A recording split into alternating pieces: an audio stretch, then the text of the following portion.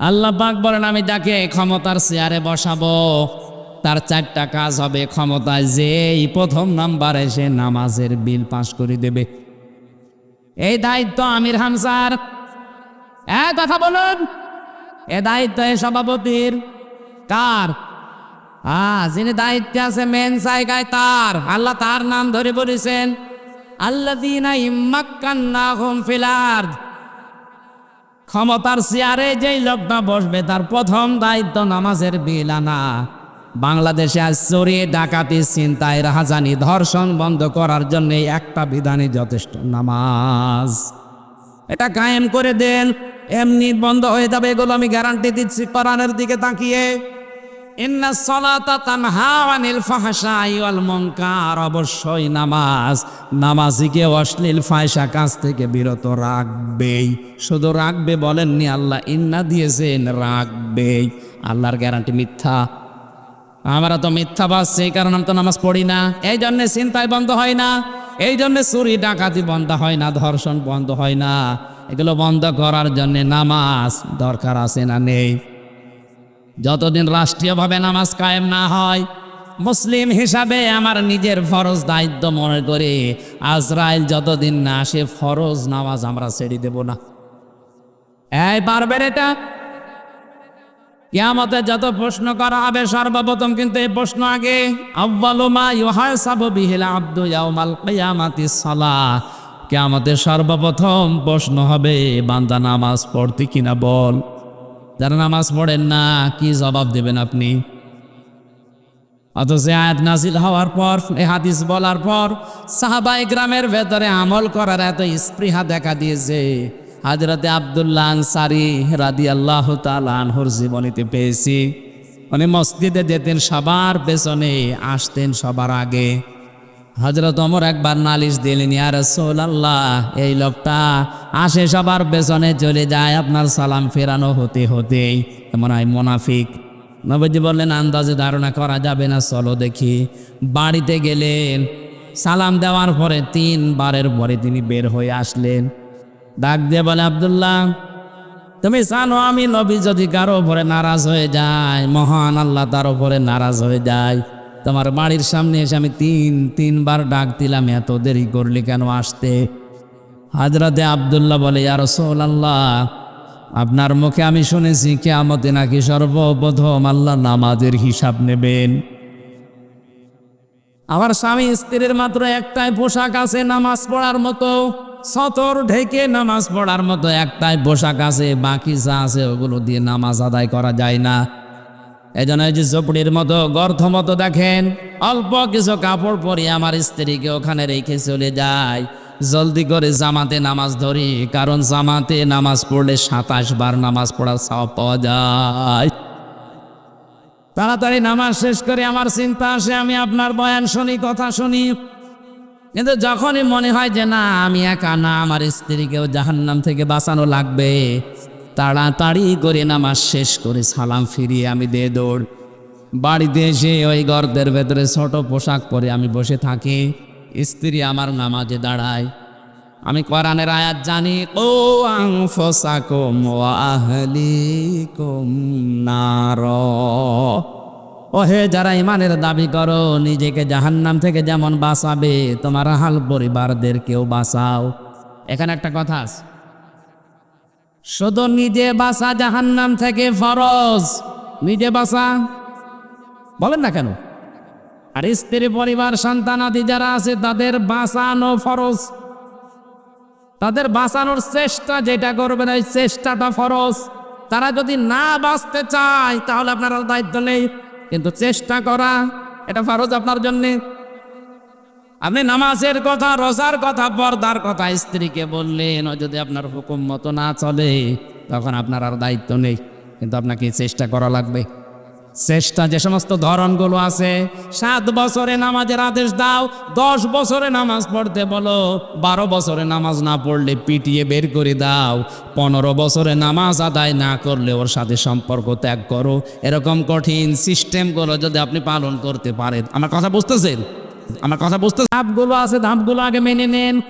স্ত্রীর ক্ষেত্রেও এরকম, চার কারণে বউ পিটানো জায়েজ আছে। এটা আবার কেটে সেটে বাদ দিয়ে বলল না যে হুজুর বউ পিটানোর পক্ষে কথা বলিস। এমনি ঝামেলায় আসি মহিলার বদদোয়া করে। স্ত্রীর গায়ে হাত তোলা জায়েজ আছে চারটা কারণে। যদি কেউ ফরজ নামাজ না পড়ে বউ, তাহলে পিটিয়ে হলেও নামাজ পড়ানো লাগবে। ফরজ নামাজ বউ পড়ে না, এই জন্য পিটিয়েছেন। কয়দিন হাত তোলেন তো? একজো দেখছে, তারপরে একটা ইমানদার আছে। ওইটাকে এটা দাঁড়ান তো দেখি, আপনার বউ আছে এখানে? ঠিক আছে। না না, আসলেও তো বোঝে নাই। আমি কয় কারণে স্ত্রীর গায়ে হাত তোলা জায়েজ বললাম? বলেন বলেন। এক নম্বরে ফরজ নামাজ পড়তে যদি না চাই মারবেন। ফরজ রোজা যদি রাখতে না চাই মারবেন। ফরজ পর্দা যেটা আছে এটা যদি করতে না চায় মারবেন। আর স্বামীর জায়েজ হুকুম যেটা ফরজ মেনে নেওয়া। এই যে চার কারণের কথা বলছিলাম, এই চার কারণের ভেতরে যদি আপনি পান, পেটাবেন, মারবেন, কিন্তু চার জায়গায় মারা জায়েজ নেই। স্ত্রী লোকের মাথায় মারা জায়েজ নেই, মুখে মারা জায়েজ নেই, বুকে মারা জায়েজ নেই, পিঠে মারা জায়েজ নেই। মারা যাবে মাথা থেকে পা পর্যন্ত, লাঠি হবে কোদালের আষাঢ়ি। এক বিঘত পরিমাণে লাঠি বেসাকের মতো, তাও নিজের হাত দিয়ে ধরা লাগবে। অনেকে কায়দা করে পিলাস দিয়ে ধরে বড় করে মারে। তার মানে স্ত্রীর গায়ে হাত তোলা ঠিক না, এটা ইতর মানুষের কাজ। সংসার যদি না ঠিকতে মনে বলে বা না টেকে, আপনি গায়ে হাত তুলবেন না, বাদ দিয়ে দেন। কথা বুঝতেছে? বউ মারে যারা, ওদের ইতর কি মেয়ে লোক অন্তত এবার খুশি যে আমাদের গায়ে আর হাত তোলার। আমার স্ত্রীকে বাঁচাতে হবে জাহান্নাম থেকে, এই কারণে তাকে নামাজে দাঁড় করিয়েছি। এসে আপনি যখন ডাক দিচ্ছিলেন, আমার স্ত্রীর প্রথম রাকাত চলছিল, নামাজের অবস্থায় আমি তাকে ডাকবো কি করে? দ্বিতীয়বার ডাক দিয়েছেন, তৃতীয়বার ডাক দিয়েছেন। স্ত্রী দাঁড়াদাঁড়ি নামাজ শেষ করে ওই গর্তের ভেতরে ছোট পোশাক পরেই বসেছে। আমি ওই যে পোশাকটা নিয়ে আপনার সামনে চলে এসেছি। হে নবী, যদি বিয়াদবি হয় আমারে মাফ করে দেন। বিশ্বনবী আমার কেঁদে ফেললেন, ডাক দিয়ে বলে, সাহাবীরা কি মনে করছিলে তোমরা? আর এর অবস্থা কোন জায়গায় বসিয়েছে? একটাই মাত্র পোশাক ছিল নামাজের মতো স্বামী স্ত্রীর, এরপরও জামাতে ফরজ নামাজ আমার সাহাবী ছেড়ে দেয়নি। নবীজি তাকিয়ে দেখলেন উঠানের ওপর একটা বাচ্চা বাঁধা, চেন দিয়ে, শিকল দিয়ে, দড়ি দিয়ে, রশি দিয়ে বেঁধে রেখেছে ছোট্ট বাচ্চা।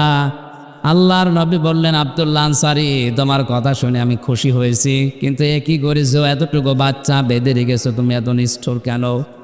সাহাবী বলে, হে রাসূল, আমার স্ত্রী তো ছোট পোশাক পরে বাইরে আসতে পারে না, ওই পোশাকটা নিয়ে আমি কর্মজীবনে যাই খাদ্যের সন্ধানে, খাবারের জন্যে।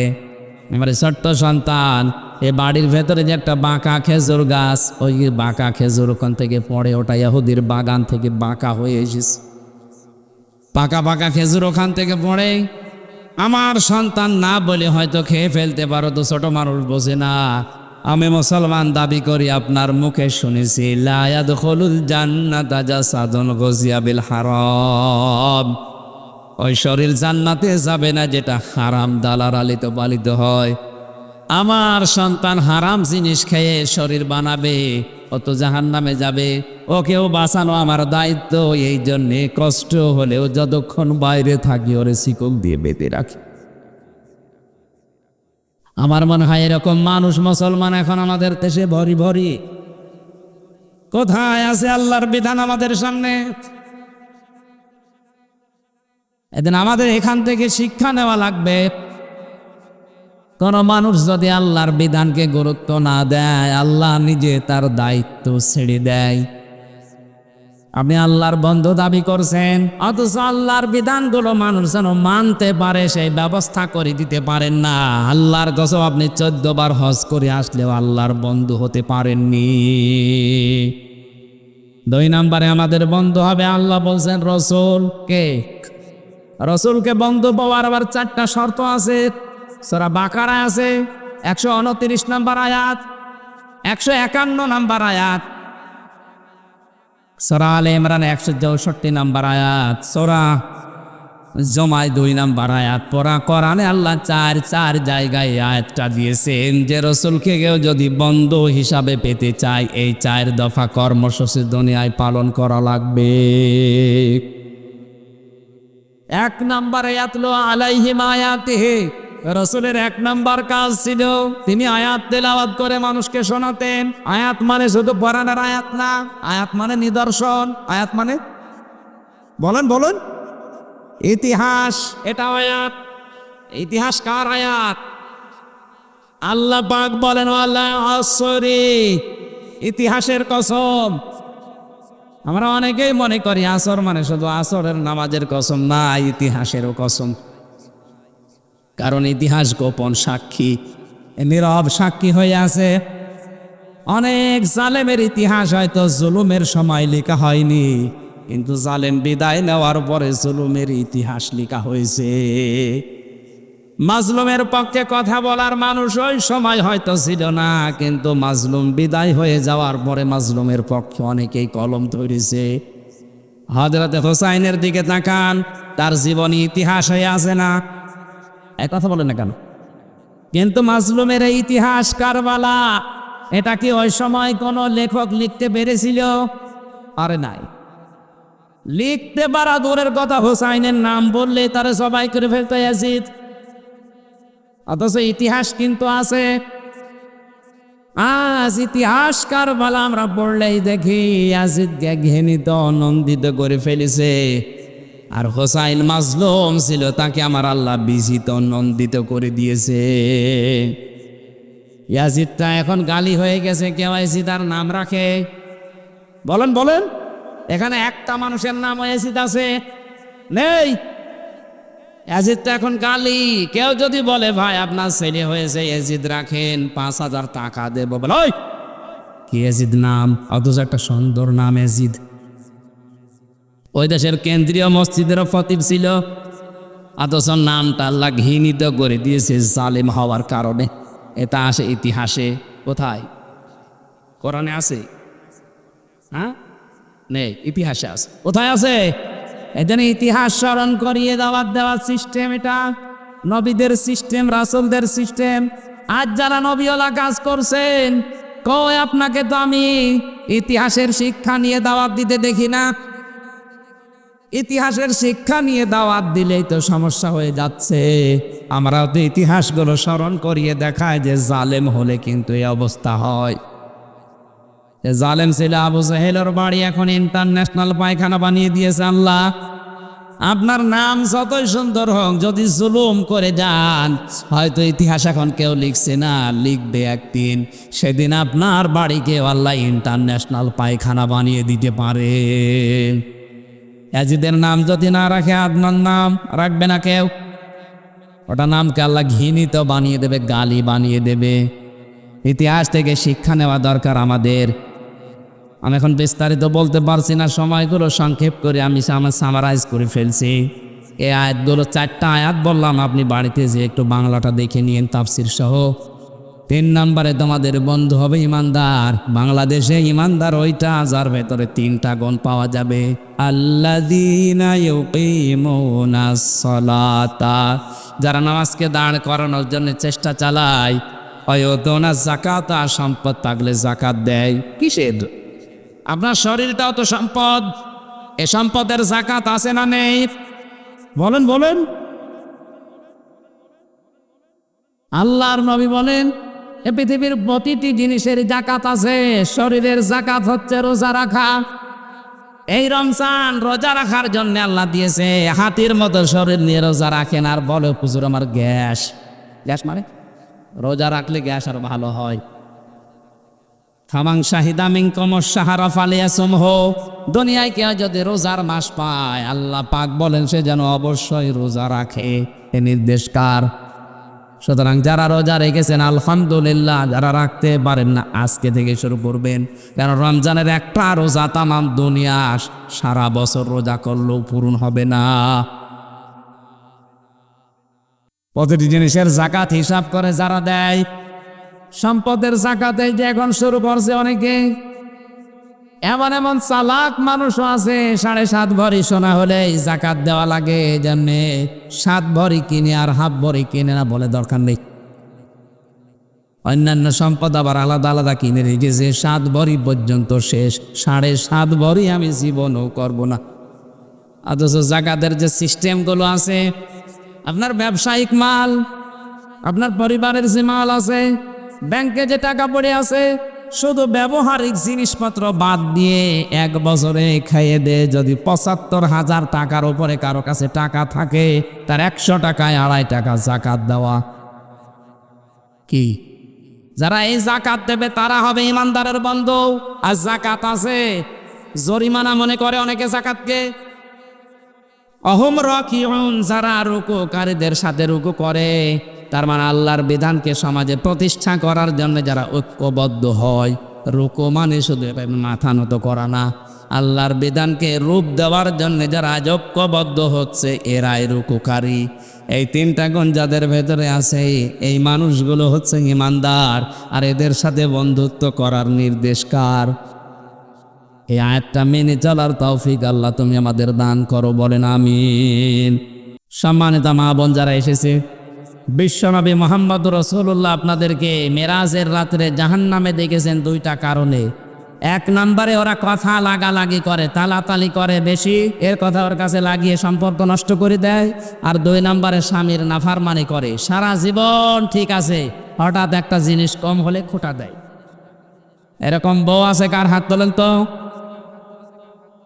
যাকে একজন, আমার এই ওয়াজ করার দরকার নেই।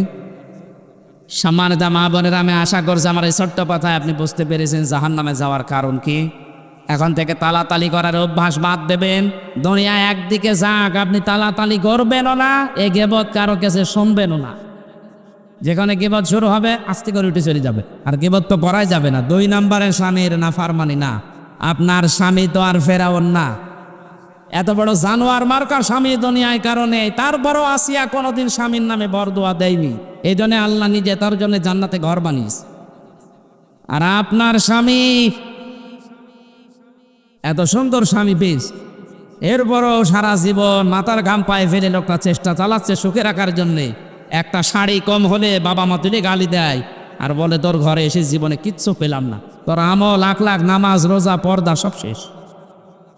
আল্লাহ মেয়েদের হেফাজত করো, বলেন আমিন। একজন মহিলাকে আল্লাহ নিজে সালাম দিয়েছেন জীবিত অবস্থায়, তার নাম খাদিজা। এ স্বামী ভক্তের কারণে আল্লাহ মেয়েদেরকে খাদিজা আসিয়ার মতো হওয়ার তৌফিক দাও, আমিন। এটা একটা মাদ্রাসা মনে হয় না? ছেলে মেয়েদেরকে আগে এখানে নুরানিতে 3 বছর পড়াবেন, এরপরে ডাক্তার, ইঞ্জিনিয়ার, বৈজ্ঞানিক, এসি ডেসি যা বানাবেন, কোনো অসুবিধা নেই।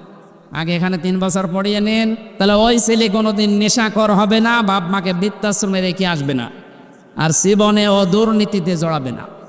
আমি গ্যারান্টি দিয়ে গেলাম আপনাকে। আপনি 3 বছর আগে পড়িয়ে নেন, এরপরে যেখানে দেবেন।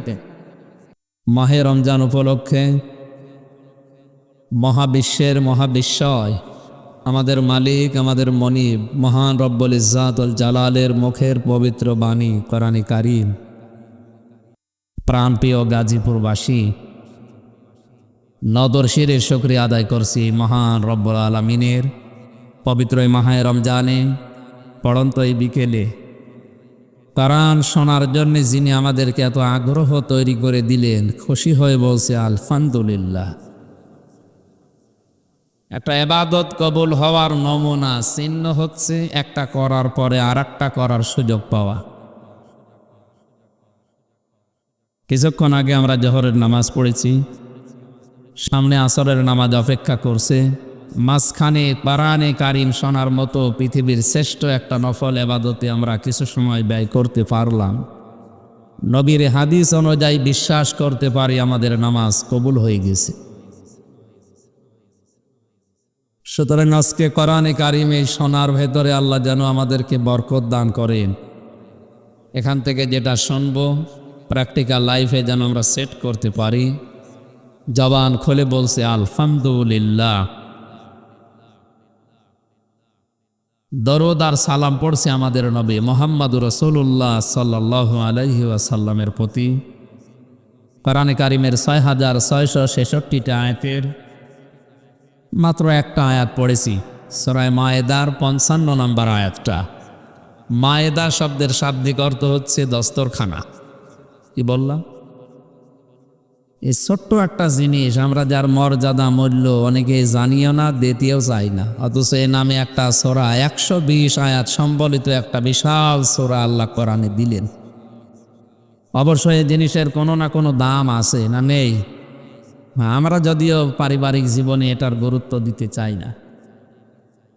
হাদিস হচ্ছে, নবীজি বলেন, দস্তরখানা বিছিয়ে কেউ যদি খাবার খায়, পড়ে যাওয়া খাবার যদি ওখান থেকে কেউ তুলে খায়, জান্নাতের হুরের দেনমোহর আদায় হয়ে যাবে। আপনি কি সুবহানাল্লাহ বুঝে বলছেন? কি সুবহানাল্লাহ বলেন? জান্নাত পাবেন কিনা সে গ্যারান্টি তো এখনো হাতে আসেনি। হযরত ওমরের হাতে এসেছিল, আবু বকরের হাতে এসেছিল, রিদওয়ানুল্লাহি তাআলা আলাইহিম আজমাইন। আমাদের হাতে এসেছে? বলেন বলেন। অথচ এই ছোট্ট একটা আমল যদি আমরা করি, দস্তরখানায় পড়ে যাওয়া ভাত বা তরকারি যাই বলেন, এই খাবারটা তুলে খেয়ে ফেলতে পারে। জান্নাতে যাওয়ার যে মহিলা, যে সমস্ত হুর আছে, তাদের সাথে বিবাহের যে দেনমোহর, এইটার দ্বারা আদায় হয়ে যাবে। তা বিশ্বাস করা যায় যে আমাদের আল্লাহ জান্নাত দেবে যদি এই আমল আমরা করি। দ্বিতীয় নম্বরে, যদি কেউ মসজিদে কোনো ময়লা আবর্জনা টোকরা পড়ে থাকে, নিজ দায়িত্বে যদি তুলে ফেলে দেয়, তার জন্য ঐশ্য সংবাদ আছে। এই দুইটা কাজ আমাদের জীবদ্দশায় আল্লাহ যেন দান করেন। মায়েরা শব্দের আর একটা অর্থ হচ্ছে এ পৃথিবীর বিস্তীর্ণ খাবারের ভাণ্ডার। তামাম দুনিয়াটা আল্লাহ মায়েদা হিসাবে সাজিয়ে রেখেছেন। এই যে ফসলের দিকে তাকান, বিভিন্ন রকমের ফসল, তামাম দুনিয়া ভর্তি করা, মনে হচ্ছে একটা খাবারের প্লেট। তাহলে মায়েদা মানে দস্তরখানা, খাবারের প্লেট। এ সূরার নামকরণ শেষ হয়ে গেল। ১২০টা আয়াত আছে, কয়েকটা ভাগে সূরাটা ভাগ করা হয়েছে। আমরা যেখান থেকে আলোচনা করছি, আলোচনার বিষয় হচ্ছে বন্ধু। কি বললাম? শব্দটা ছোট্ট, কিন্তু এর যে এত প্রভাব মানব জীবনে। আল্লাহ বন্ধু এই শব্দ দিয়ে একটা আয়াত নিজে ঘোষণা দিচ্ছেন, তাও শব্দের প্রথম হচ্ছে ইন্নামা। এখানে যারা আরবি গ্রামার বোঝে জিজ্ঞাসা করেন, ইন্নামা শব্দ কোনো শব্দের বাক্যের আগে যদি আসে, অর্থ দাঁড়ায় বাংলায় যে একমাত্র, কেবলমাত্র। এইটাই আল্লাহ বোঝাতে চাচ্ছেন, এই জন্য ইন্নামা এ শব্দ দিয়ে আয়াত শুরু করেন। নবীজি নূরের তৈরি না মাটির তৈরি, এই নিয়ে বাংলাদেশে ঠেলাঠেলি আছে, না নেই? আল্লাহ পাক জবাব দিয়েছেন, কুল ইন্নামা আনা বাশারুম মিসলুকুম ইউহা ইলাইয়া। হে নবী, আপনি বলেন, আমি কেবলমাত্র, শুধুমাত্র তোমাদের মতোই মানুষ। তাহলে আয়াত দ্বারা ইন্নামা দিয়ে আল্লাহ কেবলমাত্র, শুধুমাত্র এইটা বোঝাতে চেয়েছেন। এই আয়াত যেটা পড়লাম এ পর্যন্ত বুঝেছেন কিনা? নবীজির মর্যাদা দিতে গিয়ে অনেকে আল্লাহর ওপরে তুলে ফেলছে, অনেকে সাহাবীর মর্যাদা দিতে গিয়ে নবীর উপরে তুলে ফেলছে।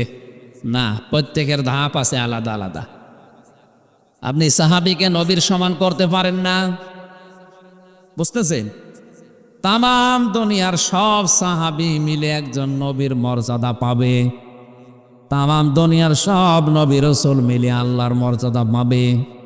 যেখানে যার স্থান ওইটা ওই জায়গায় ওখানে দেওয়া লাগবে। আল্লাহ পাক বলেন, নবী আপনি তামাম দুনিয়ার মানুষকে এই কথা বলেন, আমি কিন্তু কেবলমাত্র, শুধুমাত্র তোমাদের মতোই মানুষ। হ্যাঁ, পার্থক্য আছে। ইউহা ইলাইয়া, আমার প্রতি ওহী আসে, তোমাদের প্রতি আসে না, এইটাই পার্থক্য। তাছাড়া আপনি যাই ফতোয়াবাজি করেন না কেন, এই আয়াত কোরআন থেকে আপনি তুলে দিতে পারবেন। আপনার মহব্বত কোরআনের আয়াতের উপরে যেতে পারে না। কথা বুঝতেছেন? হ্যাঁ, আমি নিচে নামলাম না। ইন্নামা শব্দ দিয়ে আল্লাহ এই আয়াত তার এই বক্তব্য শুরু করছেন, বলতে চাচ্ছেন কেবলমাত্র, শুধুমাত্র তোমাদের বন্ধু এই পৃথিবীতে তিনটা নাম এখানে এসেছে। বন্ধুত্বের প্রভাব এত বেশি দুনিয়া তৈরি হওয়ার পর থেকে আজকের এই দিন পর্যন্ত, কিয়ামত পর্যন্ত এর প্রভাব মানব জীবনে থাকবে। ফেরাউনের নাম শুনলে মানুষ গালি দেয়, অথচ তার জীবনী আমি তাফসিরে ফি জিলালিল কোরআনে পড়ে দেখেছি লোকটা অত খারাপ ছিল না। ওকে খারাপ বানানোর পেছনে সবচাইতে বড় ভূমিকা পালন করেছে ওর বন্ধু হামান টাক। কে? শুধু হামান বললেন কেন? টাক না, টাক যারা তারা আবার মন খারাপ করেন না। এই লোকটা খালি ফসলাতো। সেই ছোটবেলা থেকে ওর পেছনে লেগে থাকতে থাকতে ওর মা বাবার অবাধ্য বানিয়েছে এই বন্ধু। মুফাসসিরিন লিখেছেন শেষ পর্যন্ত বাড়ি থেকে বের করার পেছনে এই বন্ধু দায়ী। বিভিন্ন মানুষের ফসল আদি নষ্ট করা, কলা চুরি করা, বেল চুরি করা, যে মানুষের গাছের ফল বেড়ে খাওয়া চুরি করা, এ অভ্যাস এই বন্ধুর কাছ থেকে এই লোক শিখেছিল। মানুষের বিভিন্ন বিচার আদি দিতে ওর মা বাবার কাছে। একটা সন্তান, নাম তার আসওয়াদ, ওর নাম ফেরাউন না। ওই দেশে যারা দেশের রাষ্ট্রপতি হয় তাদের নামই হয়ে যায় ফেরাউন। আমাদের দেশে যিনি রাষ্ট্রপতি আছে তার নাম কি? রাষ্ট্রপতি নাম কি? শাহাবুদ্দিন। অথচ যে পদে আছে পদের নাম কি? ওই দেশে মিশরে যেই দায়িত্বে থাকে তার নামই হয়ে যায় ফেরাউন। ওর আসল নাম ছিল আসওয়াদ। বিভিন্ন নাম আমি পেয়েছি তাফসিরে। মা বাবা বিচার করতে করতে যখন অতিষ্ঠ হয়ে গেছে তখন তাকে তেজ্যপুত্র করেছে। এই যে পৃথিবীতে সন্তানকে তেজ্যপুত্র করার সিস্টেম ফেরাউন থেকে শুরু, এটা ফি জিলালিল কোরআনে আছে। তামাম দুনিয়াতে যত অবাধ্য সন্তানকে মা বাবার সহ্য করতে না পেরে শেষ পর্যন্ত সম্পর্ক ছেদ করে বাড়ি থেকে তাড়িয়ে দেবে, এর একটা প্রভাব অবশ্যই ওই সন্তানের ওপরে মা বাবার ওপরেও পড়বে। একটা গনার কাজ, এটা জায়েজ না। এই গনার কাজের কারণে যে গনা হবে ফেরাউনের আমল নামায় দিয়ে জমা হবে। পৃথিবীতে যত অবৈধ হত্যা সংগঠিত হচ্ছে তার একটা পার্সেন্টেজ যেমন হযরতে আদম নবীর সন্তান কাবিলের আমল নামায় যেতেই আছে, কারণ প্রথম মানুষ হত্যাকারী এই লোক। এই কথা বোঝেন আমার? অবৈধভাবে অবাধ্য সন্তানকে বাড়ি থেকে সম্পর্ক ছেদ করে দাঁড়িয়ে দেয়, আমরা যাদেরকে তেজ্যপুত্র বলে জানি। বাড়ি থেকে বের হয়ে রাস্তায় দেখা ওই বন্ধু হামানের সাথে। কি হয়েছে, কোথায় যাও? মা বাবা আমারে আর বাড়িতে রাখে নাই, দাঁড়িয়েছে। আমার অবস্থা ওই, চলো আমরা দেশ থেকে চলে যাই। পাশের রাষ্ট্রই ছিল মিশর, চলে গেছে ওখানে। ওখানে যাবার পর আমার ঘটনা বলার উদ্দেশ্য না, আমার উদ্দেশ্য হচ্ছে এই লোকটাকে, এই যে একেবারে বাড়ি থেকে বের হয়ে যাওয়া একটা নিঃস্ব মানুষ, এখান থেকে মিশরের বাদশাহ এবং সর্বশ্রেষ্ঠ খোদা দাবি করার পেছনে ভূমিকা ছিল বন্ধু হামানের। যতটুকু উপরে ওঠে পেছনের দরজা দিয়ে শুধু হাওয়া দেয় না, আরো উপরে ওঠা লাগবে, আরো উপরে ওঠা লাগবে।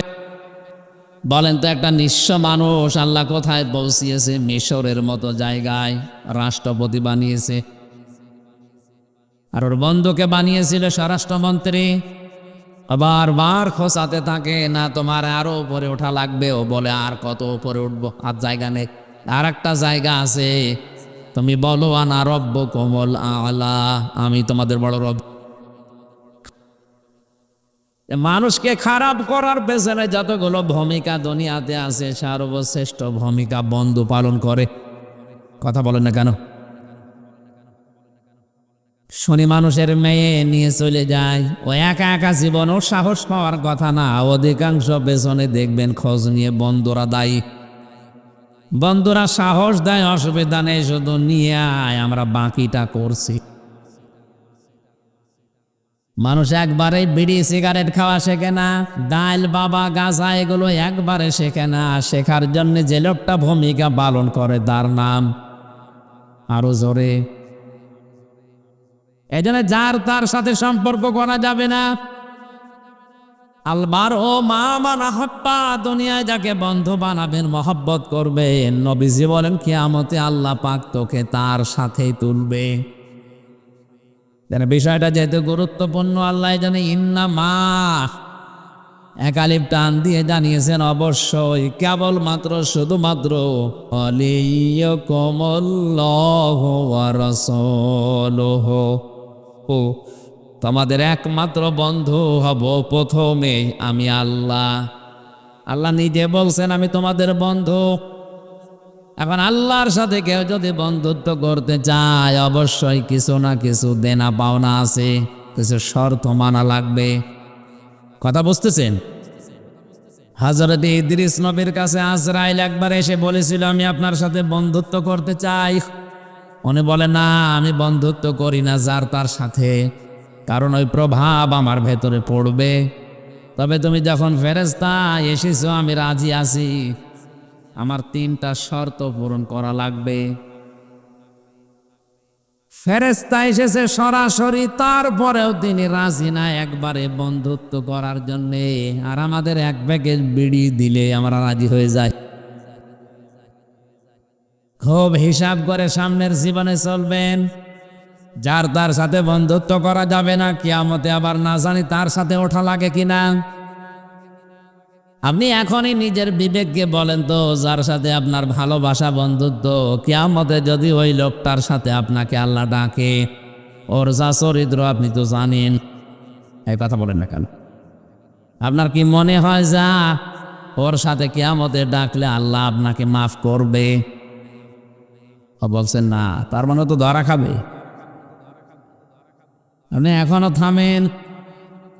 মুহাম্মদ রাসূলুল্লাহ জানিয়েছেন দুনিয়াতে আমি যদি আল্লাহ বাদে কাউকে বন্ধু হিসাবে গ্রহণ করতাম, তে আবু বকরকে বন্ধু হিসাবে গ্রহণ করতাম। যেহেতু আল্লাহ বাদে আমার আর কারো দরকার নেই, জানি আমি কাউকে বন্ধু মানি না, আমার একমাত্র বন্ধু আল্লাহ। বন্ধুত্বের সম্পর্ক তার এমন জায়গায় পৌঁছিয়েছে, হেরা গুহার শুধু নাম শুনে গেলাম সারা জীবন, তার বাস্তবতা কি?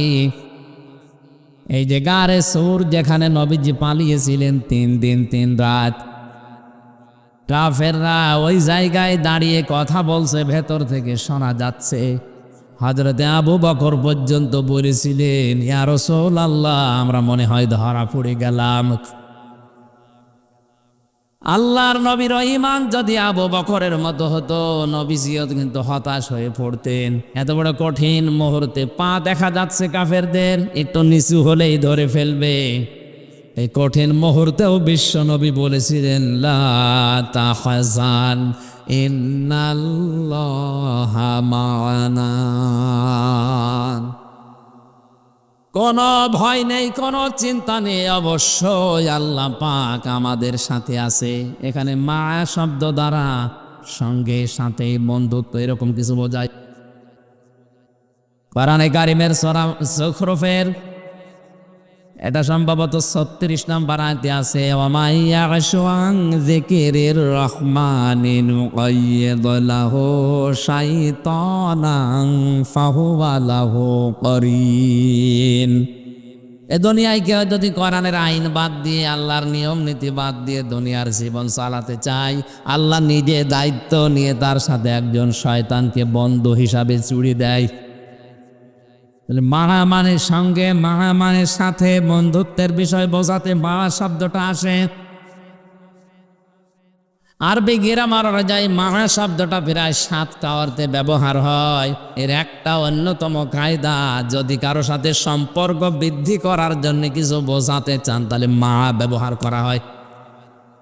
এটা বালাগাত মান থেকে পাবেন। আল্লাহর নবী এত বড় কঠিন মুহূর্তেও যার সাথে তার বন্ধুত্ব ছিল, তিনি ওই সময় বলেছিলেন না আমরা 2 জন না, আমাদের সাথে আর একজন বন্ধু আছে, তিনি আমাদের আল্লাহ। এই জন্য মা'ানা বলার আগেই তিনি ইন্না দিয়েছেন, লা তাহজান ইন্নাল্লাহা মা'ানা। জোরে বলেন আল্লাহু আকবার।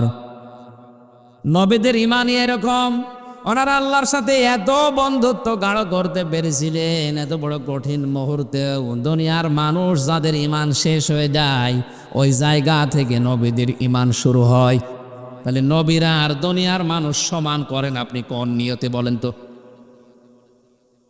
মুসা নবীর সাহাবী যারা ছিল, সাথী যারা ছিল, লোহিত সাগর পার হওয়ার সময় আমরা কোরআন দেখতে পাই 3 দিক থেকে ফেরাউনের সৈন্য যখন আসছিল, হযরতে মুসা নবীর সাথী সঙ্গী যারা সাহাবী সবাই বলেছে আমরা ধরা পড়ে গেলাম, ইন্না লামুদরাকুন। শুধুমাত্র ধরা পড়লাম তা বলে নাই, ইন্না দিয়েছেন, লাম দিয়েছেন। ও মুসা, সামনে সাগর, পেছনে 3 দল, অবস্থা যা দেখতে পাচ্ছি আর বাঁচার কায়দা নেই, অবশ্যই আমরা ধরা পড়ে গেছি।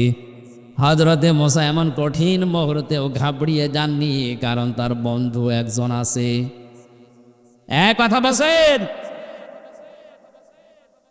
হযরতে মুসা আলাইহিস সালাম ওই কঠিন মুহূর্তেও তিনি যেহেতু আল্লাহর সাথে বন্ধুত্ব করেছেন, কালিমুল্লাহ কথা বলতেন আল্লাহর সাথে, ডাক দিয়ে বলে আমার সাহাবীরা, আমার সঙ্গে সাথীরা, ক্বালা কাল্লা ইন্না মাইয়া রাব্বি সায়াহদিন। কোরআনের এক একটি শব্দ আমার মনে হয় তামাম দুনিয়ার চাইতে ভারী। আলেম যারা আছে বুঝবেন, আপনি তাকান তো। হযরতে মুসা নবী এই কঠিন মুহূর্তেও তিনি সরাসরি বলতেন না ভয় পেও না, আল্লাহ আছে, বলেন নাই। তিনি গ্যারান্টি দিলেন প্রথমে, ক্বালা কাল্লা, কখনোই না, ইন্না মাইয়া রাব্বি, এই যে মা বলছিলাম না, অবশ্যই আমার রব আমাদের সাথে আছেন। শুধু সাথে আছেন তা না, সায়াহদিন, অতি শীঘ্রই তিনি আমাদের পথ দেখাবেন।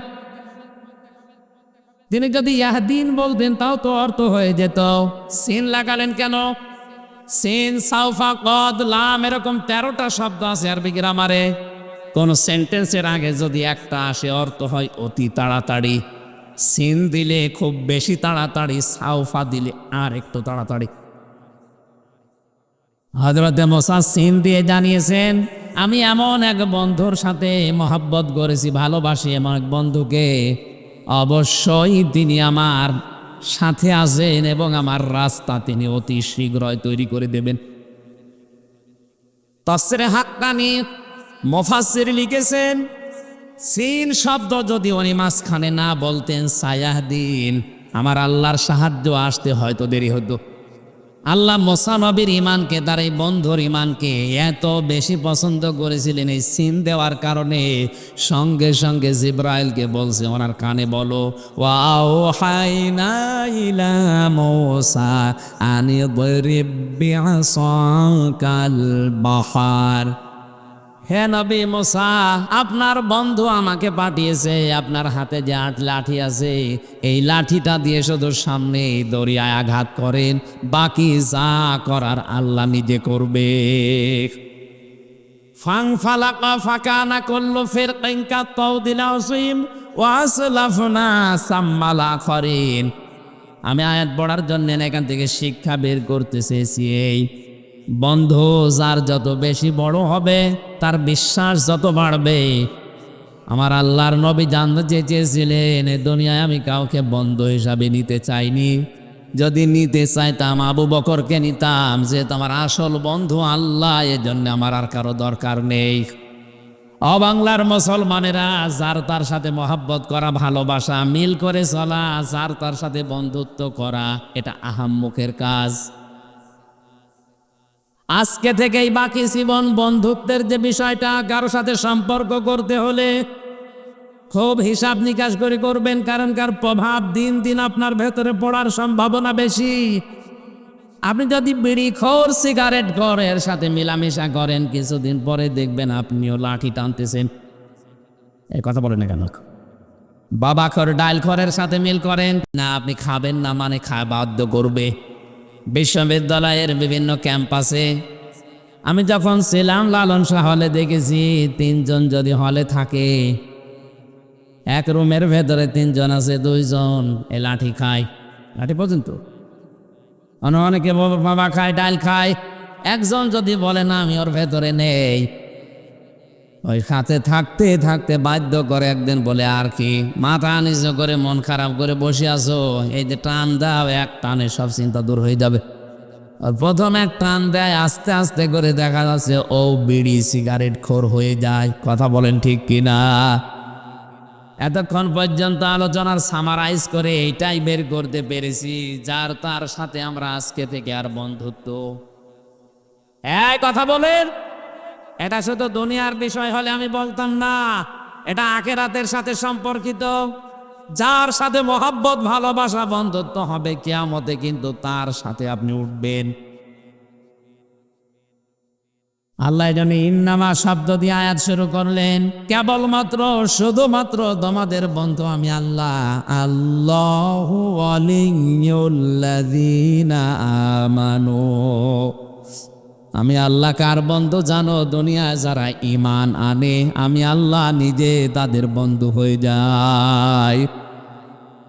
750 কোটির উপরে মানুষ এই দুনিয়ায়, মাত্র 175 কোটি মানুষের আমাদের ঈমান আছে, আমরা দাবি করি আমরাই শুধু আল্লাহর বন্ধু। বাকি যা আছে 550 কোটি সব আল্লাহর শত্রু। বন্ধুর বিপরীত শব্দ কি? এক কথা বলছেন আপনি আর যাই করেন, হ্যাঁ বন্ধুত্বের হয়তো লেভেল আছে, আপনি ওই লেভেলে যেতে পারেননি। বন্ধু এমন একটা গুরুত্বপূর্ণ শব্দ, কোরআনে কারিমে আল্লাহ আয়াত নাজিল করেছেন বন্ধুর ব্যাপারে। আলা ইন্না আউলিয়া আল্লাহি লা খাউফুন আলাইহিম ওয়ালা হুম ইয়াহজানুন। সূরা ইউনূসের 62 নম্বর আয়াত। ওই ভালো করে জেনে রাখো, আলা শব্দটা সাবধান করার জন্য দেওয়া হয়, এই জন্য একটু ধমক দিলাম। আলা সাবধান, ইন্না আউলিয়া আল্লাহ, আমি আল্লাহর ওলি যারা, বন্ধু যারা, ওলির বহু বচন আউলিয়া, আমার বন্ধু যারা, তাদের কোনো ভয় নেই, চিন্তা নেই। এ গ্যারান্টি কার? আরো জোরে বলেন। এখন বন্ধু তো হওয়া লাগবে। এখন যদি বলেন আমারও তো ঈমান আছে, আমিও বন্ধু, না। বন্ধু যদি কেউ দাবি করে, ঈমান যদি তার ভেতরে থাকে, অবশ্যই সে ঈমানের জন্য নিরাপত্তা পাবে এবং হেদায়েতের উপরে থাকবে। আল্লাযীনা আমানু ওয়া লাম ইয়ালবিসু ঈমানান বিযুলমিন ঈমানিহিম বিযুলমিন উলাইকা লাহুমুল আমনু ওয়া হুম মুহতাদুন। একটু খেয়াল করবে না, যারা ঈমান আনে এদেরকে বন্ধু বলে ঘোষণা দিলেন কে? বলেন বলেন। যারা ঈমান আনে আমি আল্লাহ তাদের বন্ধু। এই বন্ধুর কি কাজ জানো? ওয়ালাম ইয়ালবিসু ঈমানাহুম বিযুলমিন, আমার এই বন্ধুরা ঈমান এনেছে, এই জন্য তাদের ঈমানের সাথে জুলুমের লিবাস পরাবে না। এখানে জুলুম মানে শিরিক, জুলুম মানে মানুষের তৈরি করা আইন। ঈমান আনার পরেও যারা শিরিকের সাথে নিজের ঈমানকে মিলিয়েছে, ঈমান আনার পরেও যারা মানুষের তৈরি করা আইন কানুন প্রতিষ্ঠার জন্য দল করে, আন্দোলন করে, আল্লাহ বলেন এদের নিরাপত্তা আমি আল্লাহর কাছে নেই, এরা আমার বন্ধু না। এ কথার লোড কত টের পাচ্ছেন আপনি? বিজুলমিন শব্দের দ্বারা ব্যাখ্যায় আমি পেয়েছি তাফসীরে ইবনে কাসিরে, কোন মানুষ যদি বলে আমার ঈমান আছে, আমি ঈমানদার, অবশ্যই ওই মানুষ তার ঈমানের সাথে জুলুমের লিবাস পরিধান করাবে না। জুলুম মানে সবচাইতে বড় জুলুম দুনিয়ায় শিরিক করা। বড় জুলুম কি? আরো জোরে বলেন বলেন। শিরিক কাকে বলে? না না, আল্লাহ যেটা পারে ওইটা অন্য কেউ পারে, এই বিশ্বাস করার নাম। জবান খোলেন, আল্লাহ যেটা পারে ওইটা অন্য কেউ পারে, বিশ্বাস করার নাম। মন থেকে জবাব দেবেন, এই পৃথিবী চালাতে যে আইন লাগে এটা দিতে পারে শুধুমাত্র কে? এটা আমি বানালাম নাকি?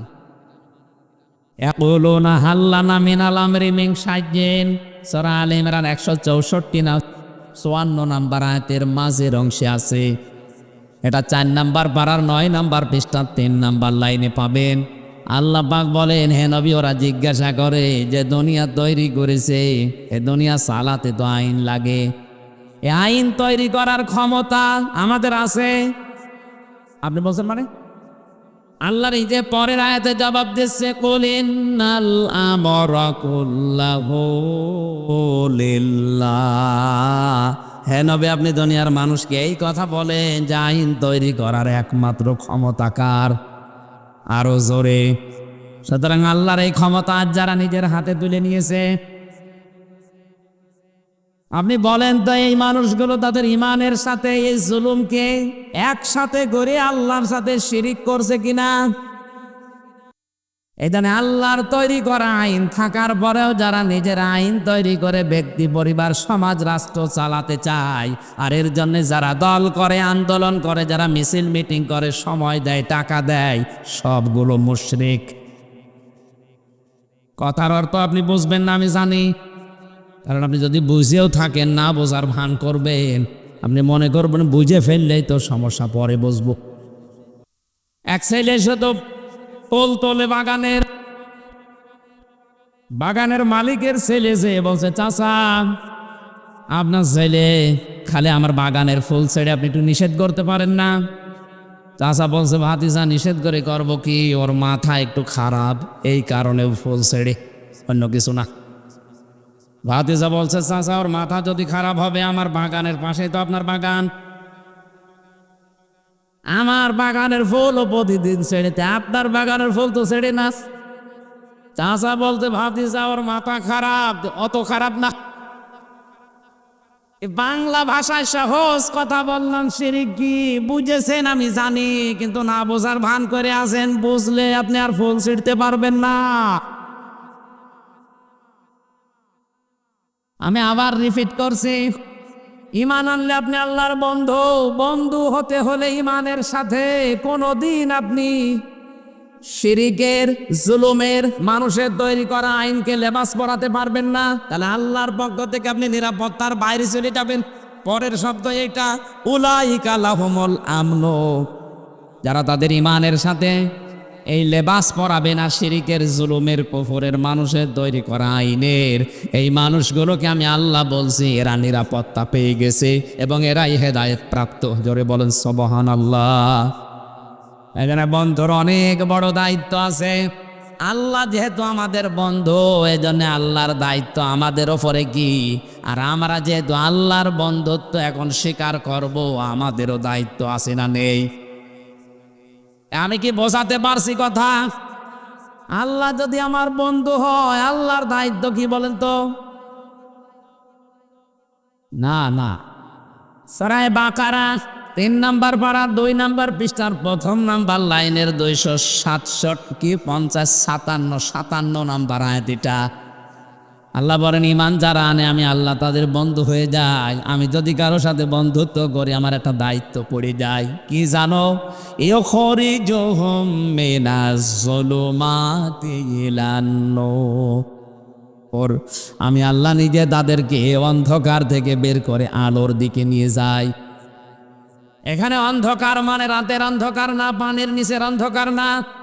এখানে অন্ধকার মানে মানুষের তৈরি করা নিয়ম নীতি।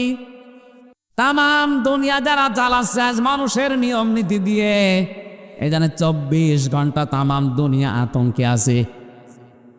জেলখানার উপরে লেখা আছে এটা সংশোধনাগার। কে বলেছে সংশোধনাগার?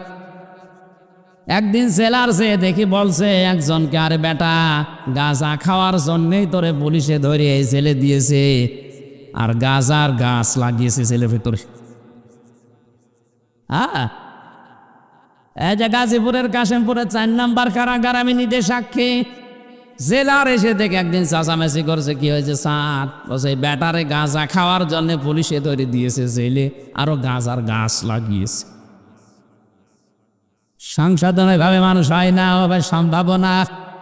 ব্রিটিশের তৈরি করা এই নিয়ম নীতি দিয়ে আজ আমরা 53 বছর স্বাধীন হওয়ার পরও ওইটাই চালাচ্ছি। কেন? সংশোধন করার জন্য কোরআনে আল্লাহ যে নিয়ম নীতি দিয়েছে ওইটা ফলো করা যাচ্ছে না। ওখানে ভেতরে কাজ করলে তারে 9 মাসে বছর করে দেয়, কারো 8 মাসে বছর করে দেয়। আমার মনে হয় এই নিয়ম নীতিটা থাকার পাশাপাশি যদি এইটা করে দিত সরকার, আইন সংশোধন করে জেল কোডে যারা ফাঁসির আসামি, যারা যাবজ্জীবন 30 বছর জেল খাটা লাগবে, সেখানে 22 বছর থাকলে মাফ হয়ে যায় 8 বছর। ওরা যদি বলে দেওয়া যেত যে কোরআন যদি শিখতে পারো, মুখস্থ করতে পারো, বুঝতে পারো, তাহলে তোমার প্রতি পাড়ায় পাড়ায় 1 বছর করে মাফ। কয়েকদিন আগে একজন আলেম জেল থেকে বের হয়েছে, মাওলানা মাহমুদুল হাসান। ওর 17 পারা মুখস্থ ছিল, বাকিটায় 3 বছরে। বয়স আমার চাইতেও বড়, আমার 33 না 40। এই বয়সে পড়া কোরআন মুখস্থ করে বের হয়েছে। তাও ধরে 24 ঘন্টা তালা মেরে রাখতো, এই জন্যে চিন্তা ঝামেলায় ছিল। আর যাদের সবসময় ছাড়া থাকে ভেতরে, ওদেরকে যদি এই অফার দিত, আমার মনে হয় কোরআন মানুষদেরকে এমনি সংশোধন করে ফেলতো। ভেতরে যাওয়ার পরে অনেকের রাগ আরো বৃদ্ধি হয়, বাইরে এসে ওই রাগ খাটায়, তখন আরো মার্ডার করে। এজন্য সংশোধন এভাবে হয় না। বাস্তবতা আমরা যেদিকে নিয়ে যাচ্ছি, আল্লাহ পাক যে তোমাদের বন্ধু, উনি আমাদের সাথে বন্ধুত্ব করতে চান। ওনার দায়িত্ব আমাদের মানুষের তৈরি করা নিয়ম নীতির এই অন্ধকার থেকে বের করে আল্লাহর নিয়ম নীতি আলোর দিকে উনি নিয়ে আসতে চায়। সিস্টেম অপর পৃষ্ঠা দেখুন, আল্লাহ পাক বলেন, আমি আল্লাহ যদি কারো বন্ধু না হয়ে শয়তান যদি কারো বন্ধু হয়, কি করবে জানো? আল্লাযীনা কাফারু, এরপরে কি? হ্যাঁ, আউলিয়াউহুমুত তাগুতু ইখরিজুনাহুম মিনান নূরি ইলাজ যুলুমাত। আল্লাহ পাক বলেন, শয়তান যদি কারো বন্ধু হয়ে যায়, এই তাগুত কারো বন্ধু হলে তারও দায়িত্ব আছে। সে কি করে জানো? আলোর পথ থেকে বের করে অন্ধকারের দিকে নিয়ে যায়। এখানে আলো আল্লাহ 1 বচন দিয়েছেন, আর জুলুমাত বহু বচন দিয়েছেন। এজন্য অন্ধকারের পথ হাজারো, শিরিকের পথ অন্ধকারের পথ, কুফরের পথ অন্ধকারের পথ, বেদাতের পথ অন্ধকারের পথ, জুলুমের পথ অন্ধকারের পথ। কথা বুঝতেছেন? মানুষের তৈরি করা আইন, এগুলো অন্ধকারের পথ। শয়তান মানুষদেরকে আল্লাহর ইসলাম থেকে বের করে করে ওই সমস্ত জুলুম, শিরিক, কুফর, বেদাতের দিকে নিয়ে যায়। এটা তার বন্ধুত্বের দাবি। এজন্য আমাদের উচিত হচ্ছে, আমরা যদি আল্লাহর সাথে বন্ধুত্ব করি, আল্লাহ পাক যদি আমাদেরকে এই নিয়ম নীতি অন্ধকার থেকে বের করে ইসলামের দিকে, আলোর দিকে নিয়ে আসে, তাহলে বুঝবেন আপনি আল্লাহর বন্ধু হয়েছেন। এবার আসেন শর্তে। কোন মানুষ যদি আল্লাহর বন্ধুত্বের দাবি করে, তাকে 4টা শর্ত দুনিয়ায় পূরণ করা লাগবে। কয়টা? আরো জোরে। 1 নম্বরে, আল্লাহ যে চিঠি পাঠিয়েছেন বন্ধুত্ব করার জন্য, চিঠি তারে পড়া লাগবে। রমজান কোরআন নাজিলের মাস, এই চিঠি পাওয়ার মাস। আজকে থেকে সিদ্ধান্ত নিয়ে বাড়ি যাবেন, যতদিন আমি এই চিঠি শুদ্ধ করে না পড়তে পারবো, ততদিন আমার কোনো দম নেই। কথা বুঝতেছেন? রমজান মাস এসেছে, চলে যাবে। আজকে 6 রোজা চলছে। দেখতে দেখতে আর 24টা দিন পার হয়ে গেলে বছরে মাস আবার 1 বছর পরে ঘুরে আসতেও পারে, আপনার কাছে নাও আসতে পারে। কিন্তু আপনি যদি এখন সিদ্ধান্ত নিয়ে যান যে আমি আল্লাহর সাথে বন্ধুত্ব করতে চাই, আর আল্লাহ তার বন্ধুত্বের প্রথম শর্তই দিয়েছে যে তার এই চিঠি শুদ্ধ করে পড়া লাগবে, আমি যেভাবেই হোক এটা শুদ্ধ করে পড়বই, এই নিয়ে তো যদি লেগে পড়েন, আলিফ বা তাসা পড়েন, আপনি অসুবিধা নেই। এই অবস্থায় পড়তে পড়তে যদি মারা যান, আপনি তালেবে ইলম হয়ে মরবেন, আপনার কোনো হিসাব নেই। তালেবে ইলম শুধু 8 বছর 10 বছরের বাচ্চাদেরই বলা হয় না, এ মুরব্বিও তালেবে ইলম হতে পারে। কোরআন শেখার জন্য সে যখন থেকে আরম্ভ করবে, ওইটাই তালেবে ইলম। ওইটা কি?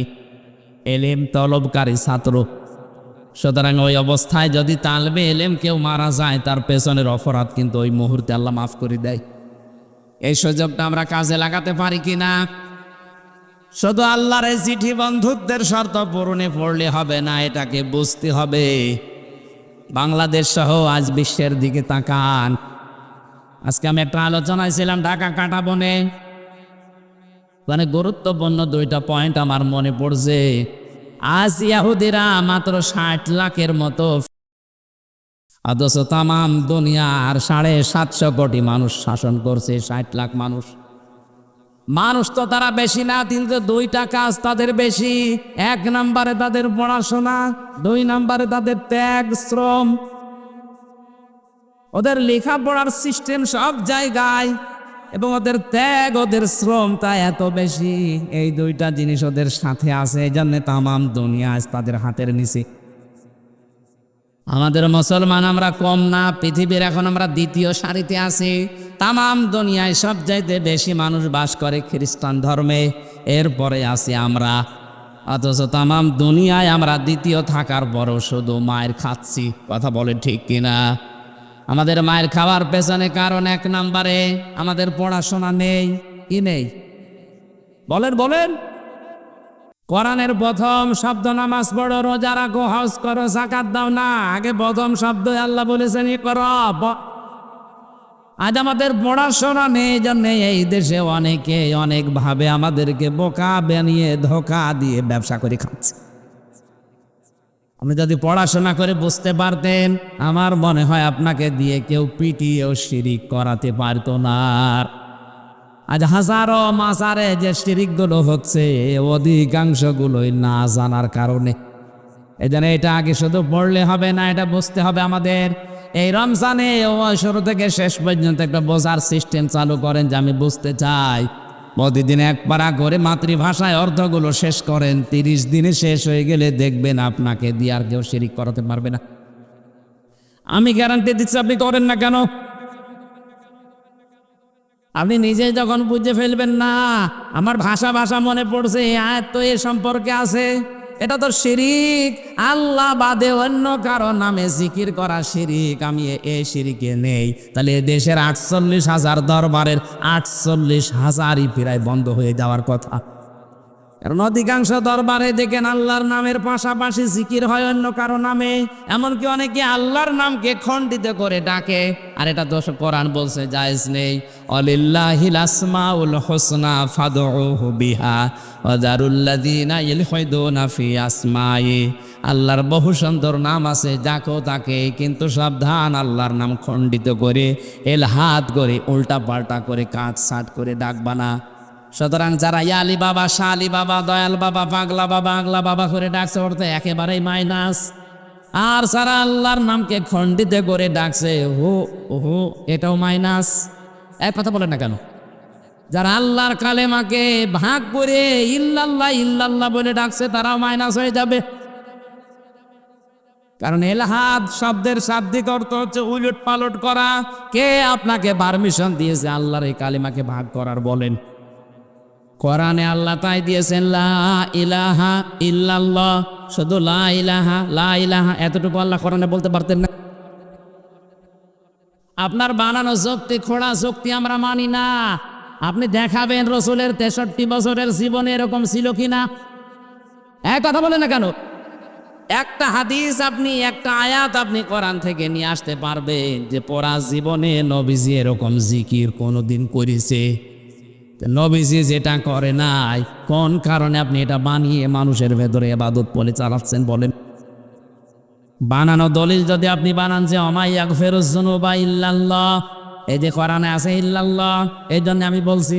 আরে বেটা, এটা ইসতিফহাম, এটা প্রশ্নবোধক চিহ্ন, ইন্টারগেটিভ সেন্টেন্স। এটা আল্লাহ পাক বলতে যাচ্ছেন সূরা আলে ইমরানের আয়াতে যে ওমা ইয়াগফিরুয যুনুবা ইল্লাল্লাহ, আমি আল্লাহ বাদে গুনাহ মাফ করার কেউ আছে কি? আরে ভাই, এটা প্রশ্ন করছে আল্লাহ, কেউ কি আছে আমি আল্লাহ বাদে গুনাহ মাফ করার? আর ও বলছে না, এই যে ইল্লাল্লাহ পাওয়া গেছে, এই জন্য আমরা করছি। ওয়াল্লা ইয়ালামু মান ফিস সামাওয়াতি ওয়াল আরদিল গায়বা ইল্লাল্লাহ। এটা সূরা কাসাসের ভেতরে আছে, নামলের ভেতরে আছে। 20 নাম্বার পারার 1ম নাম্বার পৃষ্ঠা 13 নাম্বার লাইনে আছে। আল্লাহ পাক বলেন, নবী আপনি বলেন আসমান জমিনে আমি আল্লাহ বাদে কেউ গায়েব জানে কি? এটা ওই ইন্টারগেটিভ সেন্টেন্স। এই শব্দ জুড়ে নিয়ে কেউ যদি বলেন আয় তো পাওয়া গেছে, এই এখন থেকে শুরু করো, আপনি এর জন্য বলছি পুরা কোরআনটা একবার পড়েন, আপনাকে কেউ ধোকা দিয়ে বোকা বানিয়ে ইবাদত করাতে পারবে না, আপনি নিজেই বুঝে ফেলবেন না এত বানানো। কারণ আল্লাহর নামের সাথে কোনো এলহাব চলবে না, কাটছাট। এই কথা বুঝতেছেন? আপনি শুধু সুবহান সুবহান বলতে পারেন না, বলা লাগবে সুবহানাল্লাহ। শুধু আলহামদ আলহামদ বলতে পারবেন না, যদি জিকির করতে চান বলা লাগবে আলহামদুলিল্লাহ। শুধু আকবার আকবার হবে না, আল্লাহু আকবার বলা লাগবে। এক কথা বুঝতেছেন? শুধু লাইলা লাইলা হবে না, বলা লাগবে লা ইলাহা ইল্লাল্লাহ। এই জন্য বলছিলাম আল্লাহর এই চিঠি শুধু পড়লে এখন থেকে হবে না, একবার বোঝার চেষ্টা চালান। রমজানে আপনি আল্লাহর বন্ধু হতে পারবেন। 3 নাম্বার, এটা বুঝলে হবে না, এটা নিজে যতটুকু বুঝবেন প্র্যাকটিক্যাল লাইফে ততটুকু মিলাবেন। আজ বাংলাদেশে কোরআন কম মানুষ পড়ছে না। আমরা অনেকে একটা জরিপ পেয়েছিলাম জানুয়ারি মাসে, 100 জনের 95 জন কোরআন শরীফ শুদ্ধ করে পড়তে পারে না এই বাংলাদেশে। হ্যাঁ, এটা ঠিক আছে, কিন্তু পড়ে অনেকেই, শুদ্ধ হোক আর অশুদ্ধ হোক, পড়ে অনেকেই। আমাদের প্রধানমন্ত্রী যিনি, উনিও পর্যন্ত তাহাজ্জুদের নামাজ পড়ে, ফজরের নামাজ পড়ে, কোরআন পড়ি, এরপরে যায় অফিসে। কথা বলছে না কেন? ওর যাই পড়েছে কোরআন, যাই বুঝেছে, ওই অনুযায়ী যদি প্র্যাকটিক্যাল লাইফে মিলাতে মিলাতে যেত, এই দেশের কোনো টাকা বেগম পাড়ায় পড়ে থাকতো না। যেই হোক ওখান থেকে টাকা নিয়ে আয়, নাই তো তোরে আমি দেশে থাকতে দেব না, এই ঘোষণা যদি দিয়ে দিত, যত টাকা বেগম পাড়ায় পড়ে আছে টাকা নিয়ে আসবে, নাই তোরে সহ বেগম পাড়ায় পাঠিয়ে দেব। টাকাগুলো আসলে এই দেশের হাজার হাজার মানুষের কর্মসংস্থান তৈরি হতো। কথা বলছেন না? এটা আমাদের প্র্যাকটিক্যাল লাইফে আর সেট নেই, এই জন্য আমরা হতাশায় আছি। 4 নাম্বারটা একটু ঝামেলা, এই জন্য এটা আমি বাদ দিয়ে দিলাম। না বলেন বলে আমি মায়ের খাই না, আমি ওর ভেতরে নেই। 4 নাম্বারটা কঠিন, এই যে হুজুরের কাছে শুনে নেবেন পরে। আপনি আবার 3 বছর পাঠাবেন আমারে, আমি আর এখন যেতে যাচ্ছি না ভাই। 4 নাম্বারটা আমি বলতে পারবো না, 3 নাম্বার পর্যন্ত বললাম, এই তো ভালো। আপনি এখন থেকে শুদ্ধ করে পড়ার চেষ্টা চালান, বোঝেন, আর নিজে যতটুকু বুঝতেছেন মানেন। 4 নাম্বারটা চোখ বুঝে বলেই ফেলি, যা হয় হোক। আল্লাহর নবী বলেন, আল্লাহকে যদি বন্ধু হিসাবে পেতে চাও, তুমি যতটুকু জানো ওটা যেন অন্য কেউ মানে, এই পরিবেশ তৈরি করে দাও। এটা যে যেখানে আছে তার দায়িত্ব থাকবে ওই রকম। আপনি শুধু নিজে মানবেন হবে না, আপনি যেন মানুষ মানতে পারে সেই পরিবেশ করে দেবেন। বাংলার 18 কোটি মানুষ মানতে পারে এই পরিবেশ একজন তৈরি করে দিতে পারে, তিনি আমাদের। কথা বলেন না কেন? এই জন্য আল্লাহ ওনার নামে একটা আলাদা আয়াত দিয়েছেন। এখন যদি বলেন হাসিনা নামে কোন আয়াত বলেন? হ্যাঁ আছে। কি আমি কি বানানে বলছি, বানিয়ে বলছি?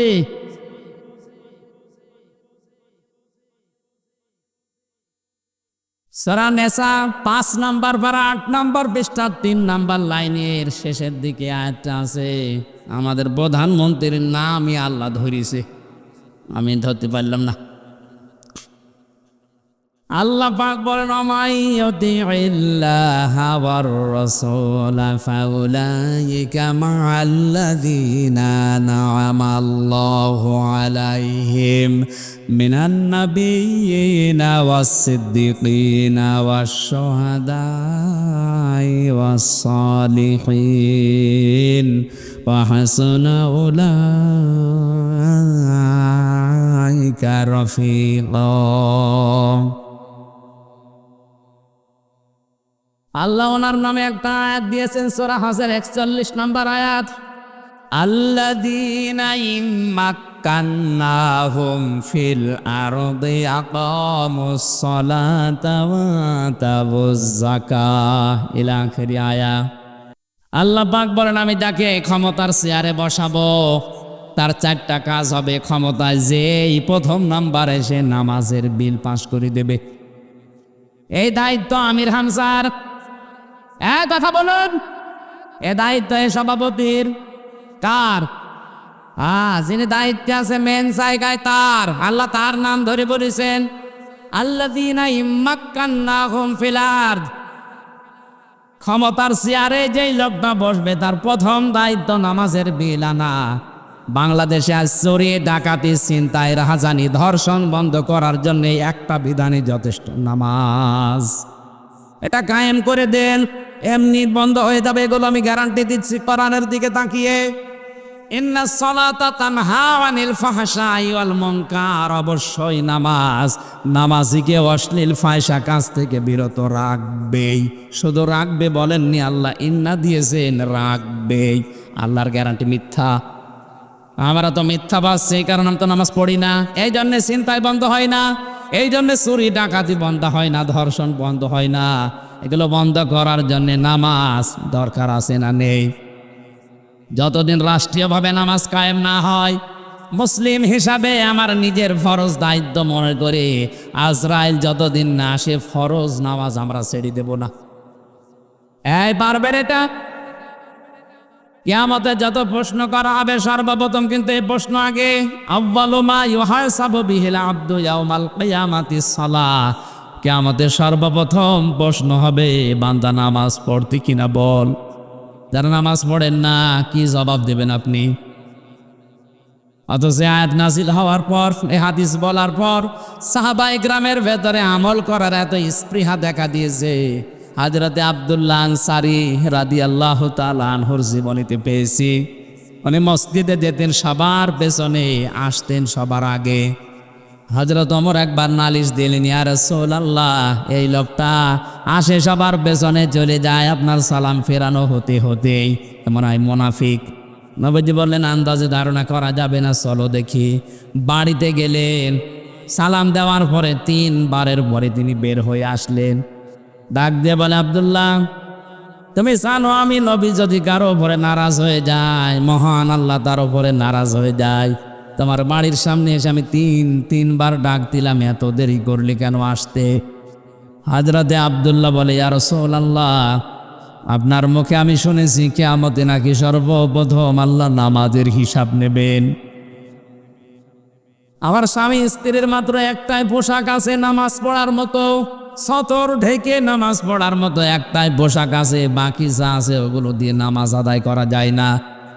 এই জন্য এই যে ঝোপড়ির মতো গর্ত মতো দেখেন, অল্প কিছু কাপড় পরে আমার স্ত্রীকে ওখানে রেখে চলে যায়। জলদি করে জামাতে নামাজ ধরি, কারণ জামাতে নামাজ পড়লে 27 বার নামাজ পড়ার সওয়াব পাওয়া যায়। তাড়াতাড়ি নামাজ শেষ করে আমার চিন্তা আসে, আমি আপনার বয়ান শুনি, কথা শুনি, কিন্তু যখনই মনে হয় যে না আমি একা না, আমার স্ত্রীকেও জাহান্নাম থেকে বাঁচানো লাগবে, তাড়াতাড়ি করে নামাজ শেষ করে সালাম ফিরিয়ে আমি দে দৌড়। বাড়িতে এসে ওই গর্তের ভেতরে ছোট পোশাক পরে আমি বসে থাকি, স্ত্রী আমার নামাজে দাঁড়ায়। আমি কোরআনের আয়াত জানি, ও আনফুসাকুম ওয়া আহলিকুম নার। ও হে যারা ইমানের দাবি করো, নিজেকে জাহান্নাম থেকে যেমন বাঁচাবে তোমার আহল পরিবারদেরকেও বাঁচাও। এখানে একটা কথা আছে, শুধু নিজে বাঁচা জাহান্নাম থেকে ফরজ, নিজে বাঁচা বলেন না কেন? আর স্ত্রী, পরিবার, সন্তানাদি যারা আছে তাদের বাঁচানো ফরজ। তাদের বাঁচানোর চেষ্টা যেটা করবেন, এই চেষ্টাটা ফরজ। তারা যদি না বাঁচতে চায় তাহলে আপনার আর দায়িত্ব নেই, কিন্তু চেষ্টা করা এটা ফরজ আপনার জন্যে। আপনি নামাজের কথা, রোজার কথা, পর্দার কথা স্ত্রীকে বললেন, ও যদি আপনার হুকুম মতো না চলে তখন আপনার আর দায়িত্ব নেই, কিন্তু আপনাকে চেষ্টা করা লাগবে। চেষ্টা যে সমস্ত ধরনগুলো আছে, 7 বছরে নামাজের আদেশ দাও, 10 বছরে নামাজ পড়তে বলো, 12 বছরে নামাজ না পড়লে পিটিয়ে বের করে দাও, 15 বছরে নামাজ আদায় না করলে ওর সাথে সম্পর্ক ত্যাগ করো, এরকম কঠিন সিস্টেমগুলো যদি আপনি পালন করতে পারেন, আমার কথা বুঝতেছেন? আমার কথা বুঝতে, ধাপগুলো আছে, ধাপগুলো আগে মেনে নেন। স্ত্রীর ক্ষেত্রে ওই রকম 4 কারণে বউ পিটানো জায়েজ আছে। এটা আবার কেটে সেটে বাদ দিয়ে বলল না যে হুজুর বউ পিটানোর পক্ষে কথা বলিস, এমনি ঝামেলায় আসি মহিলার পর দোয়া করে। স্ত্রীর গায়ে হাত তোলা জায়েজ আছে 4টা কারণে। যদি কেউ ফরজ নামাজ না পড়ে বউ, তাহলে পিটিয়ে হলেও নামাজ পড়ানো লাগবে। ফরজ নামাজ বউ পড়ে না, এই জন্য পিটিয়েছেন। কয়দিন? হাত তোলেন তো। একজো দেখছে, তারপরে একটা ইমানদার আছে। ওইটাকে এটা দাঁড়ান তো দেখি, আপনার বউ আছে এখানে? ঠিক আছে। না না, আসলেও তো বোঝে নাই। আমি কয় কারণে স্ত্রীর গায়ে হাত তোলা জায়েজ বললাম? বলেন বলেন। এক নম্বরে, ফরজ নামাজ পড়তে যদি না চাই মারবেন। ফরজ রোজা যদি রাখতে না চাই মারবেন।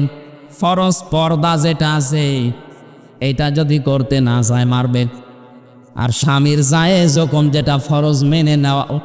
এই যে 4 কারণের কথা বলছিলাম, এই 4 কারণের ভেতরে যদি আপনি পান, পেটাবেন, মারবেন, কিন্তু 4 জায়গায় মারা জায়েজ নেই। স্ত্রী লোকের মাথায় মারা জায়েজ নেই, মুখে মারা জায়েজ নেই, বুকে মারা জায়েজ নেই, পিঠে মারা জায়েজ নেই।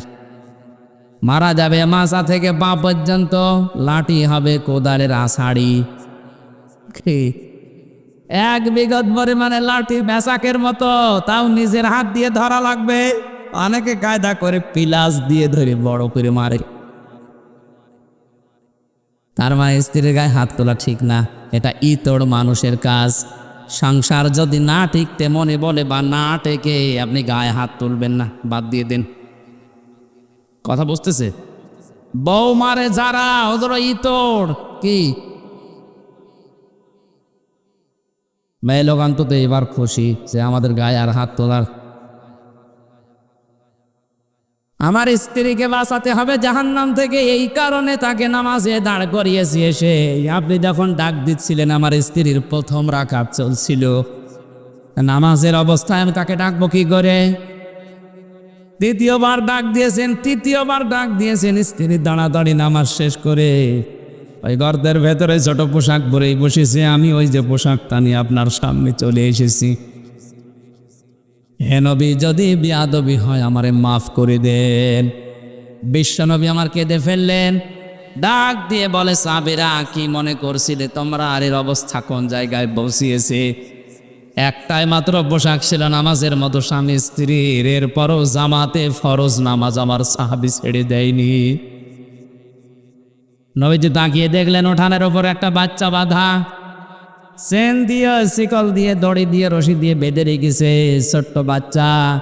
আল্লাহর নবী বললেন, আব্দুল্লাহ আনসারী, তোমার কথা শুনে আমি খুশি হয়েছি, কিন্তু এ কি করেছো? এতটুকু বাচ্চা বেঁধে রেখেছো, তুমি এত নিষ্ঠুর কেন? সাহাবী বলে, হে রাসূল, আমার স্ত্রী তো ছোট পোশাক পরে বাইরে আসতে পারে না, ওই পোশাকটা নিয়ে আমি কর্মজীবনে যাই খাদ্যের সন্ধানে, খাবারের জন্যে। আমার ছোট্ট সন্তান, এ বাড়ির ভেতরে যে একটা বাঁকা খেজুর গাছ, ওই বাঁকা খেজুর ওখান থেকে পড়ে, ওটা ইহুদির বাগান থেকে বাঁকা হয়ে এসেছে। পাকা পাকা খেজুর ওখান থেকে পড়ে। আমার সন্তান না বলে হয়তো খেয়ে ফেলতে পারো, তো ছোট মানুষ বোঝে না। আমি মুসলমান দাবি করি, আপনার মুখে শুনেছি, লা ইয়াদখুলুল জান্নাতা জাসাদুন গুযিয়া বিল হারাম।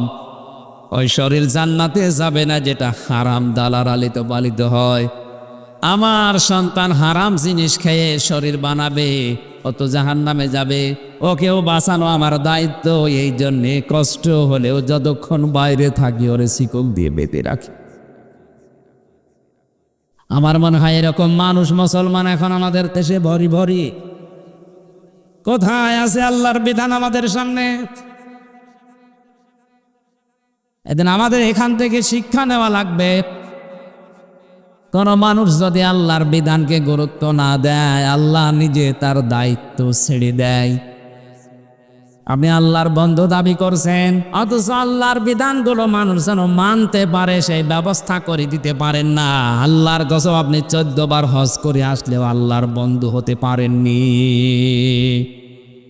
2 নম্বরে আমাদের বন্ধু হবে, আল্লাহ বলছেন রসুল কে, রসুলকে বন্ধু পাওয়ার আবার 4টা শর্ত আছে। সূরা বাকারায় আছে 129 নম্বর আয়াত, 151 নম্বর আয়াত, সূরা আলে ইমরান 164 নম্বর আয়াত, সূরা জমায় 2 নাম্বার আয়াত পড়া। কোরআনে আল্লাহ চার জায়গায় আয়াতটা দিয়েছেন যে রসুলকে কেউ যদি বন্ধু হিসাবে পেতে চায় এই 4 দফা কর্মসূচি দুনিয়ায় পালন করা লাগবে। 1 নাম্বার আয়াতলো আলাইহিম আয়াতিহি, রসুলের 1 নাম্বার কাজ ছিল তিনি আয়াত তেলাওয়াত করে মানুষকে শোনাতেন। আয়াত মানে শুধু পড়ানোর আয়াত না, আয়াত মানে নিদর্শন, আয়াত মানে বলেন ইতিহাস। এটা আয়াত, ইতিহাস কার আয়াত? আল্লাহ পাক বলেন ওয়াল আসরি, ইতিহাসের কসম। আমরা অনেকেই মনে করি আসর মানে শুধু আসরের নামাজের কসম, না, ইতিহাসেরও কসম। কারণ ইতিহাস গোপন সাক্ষী, নীরব সাক্ষী হয়ে আছে। অনেক জালেমের ইতিহাস হয়তো জুলুমের সময় লেখা হয়নি, কিন্তু জালেম বিদায় নেওয়ার পরে জুলুমের ইতিহাস লেখা হয়েছে। মাজলুমের পক্ষে কথা বলার মানুষ ওই সময় হয়তো ছিল না, কিন্তু মাজলুম বিদায় হয়ে যাওয়ার পরে মাজলুমের পক্ষে অনেকেই কলম ধরেছে। হযরত হোসাইনের দিকে তাকান, তার জীবনী ইতিহাস হয়ে আছে না? এক কথা বলেন না কেন? কিন্তু মাজলুমের এই ইতিহাস কারবালা, এটা কি ওই সময় কোনো লেখক লিখতে পেরেছিল? আরে নাই, লিখতে পারা দূরের কথা, হোসাইনের নাম বললে তারা সবাই করে ফেলতে ইয়াজিদ। অথচ ইতিহাস কিন্তু আছে। আজ ইতিহাস কারবালা আমরা পড়লেই দেখি ইয়াজিদকে ঘৃণিত নন্দিত করে ফেলেছে, আর হোসাইন মাজলুম ছিল, তাকে আমার আল্লাহ বিজিত নন্দিত করে দিয়েছে।